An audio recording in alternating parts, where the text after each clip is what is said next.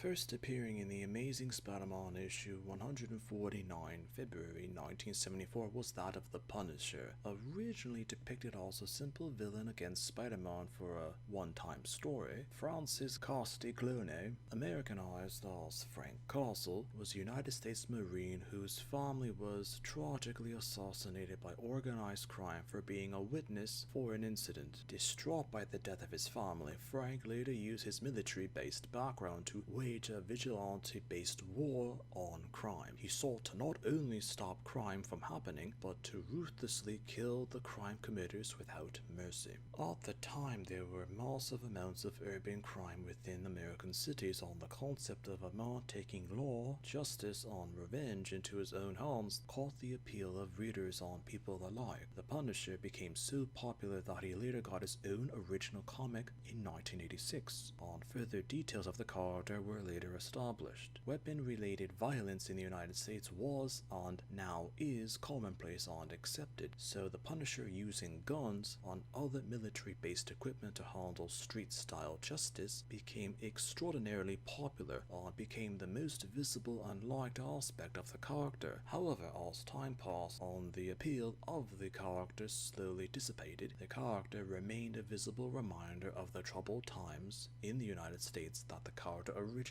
from. Throughout the 2010s and into the early 2020s, the Punisher became a symbol used by far-right extremist hate groups within the United States. It later became such an issue for Marvel Comics that in 2022, the character was rebooted in an attempt to distance itself as well as the character of Frank Castle from racism-based or gun-related violence. Frank Castle was an individual who was willing to kill whomever for nearly whatever reason. This was something that, as mentioned, was a relic of the times that the character was created in, but at the same time was a paradox to the concept of Marvel Comics, where superpowered beings often use powers and abilities to stop crime or help people. Frank rarely helped other people, rather to just dispense what he considered to be justice, to ease his personal pain that he felt for the loss of his family. Superheroes and superheroines helped others in Marvel Comics. The Punisher only helped himself. Marvel Comics desired to somewhat change the perceptions of guns associated with the Punisher, which ironically came to define the character. At the time, Marvel redesigned the character to be affiliated with the Hand organization, with a complete overhaul of Frank Castle as a comic-based character.